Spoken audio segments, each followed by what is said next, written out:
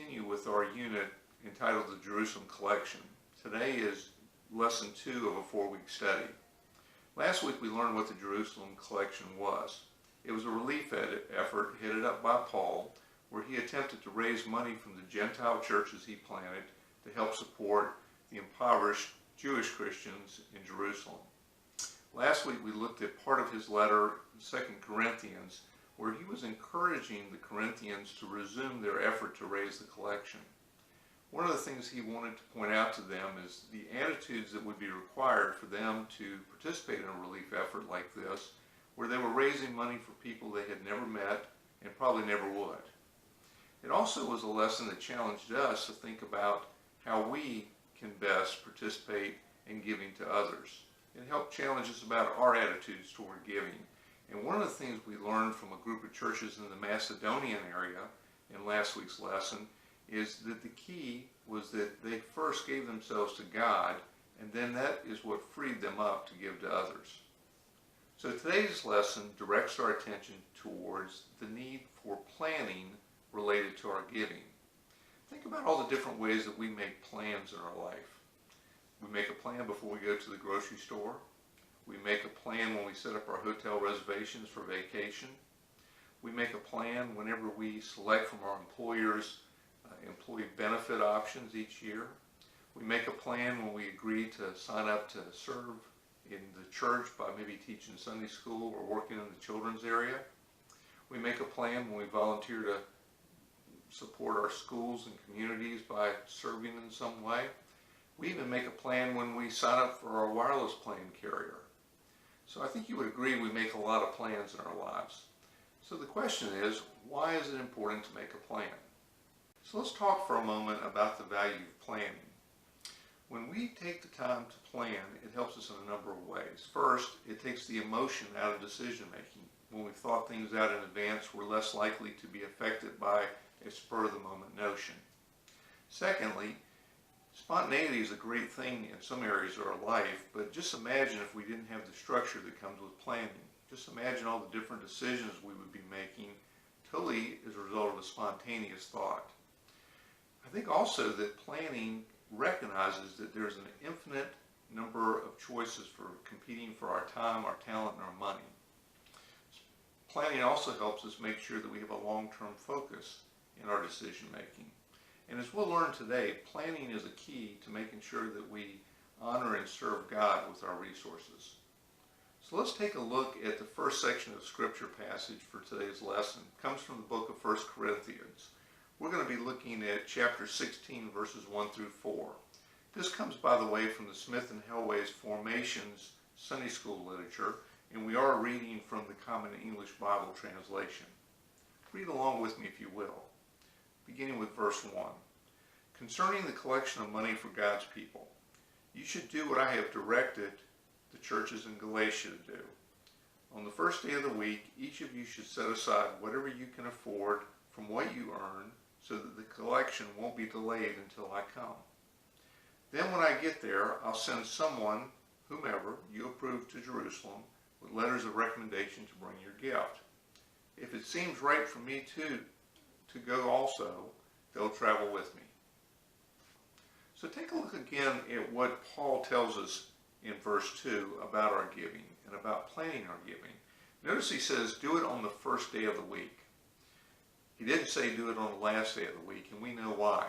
If we wait until the end of the month to see how much is left and then make our giving decisions, I think you and I both know what's going to happen. Giving out of our first fruits is one of the ways that we can best plan to serve God with our gifts. Also, the idea here was that by being on the first day of the week, he was implying that it would be worshipful because they were bringing it with them to the house of worship, just like we do. And third, it should be proportional. Notice he says each should bring what they can afford. We're not called to give the same as our brothers and sisters, but we are called to give in proportion to what we've been given. We have to be very careful not to be comparative when we think about giving. The next thing Paul gets to is how money should be handled in the church. And I want you to read along with me. We're going to look at verses 20 and 21. Verse 20, Paul says, We are trying to avoid being blamed by anyone for the way we take care of this large amount of money. We care about doing the right thing not only in the Lord's eyes, but also in the eyes of other people. So here Paul is talking about three concepts related to how the church is to handle money: transparency, accountability, and integrity. Paul's very transparent here, isn't he, about how the money is going to be handled. He talks about two different people who are going to accompany Titus to take the money back to Jerusalem. One is a brother, a famous brother, and another is a brother that he indicates has been tested, pointing to the fact that these are people who the funds can be trusted with. And this was very important because remember, this was an 800-mile trip from Corinth all the way back to Jerusalem with quite a bit of money. Now, as far as accountability goes, notice Paul was willing to travel with them and take ownership if this is what the church wanted. Also note that the church had appointed the people who were going to take the funds. And Paul says integrity is important. He cares about how both God and people are going to be thinking about the transportation of these funds. Integrity is very important to the church.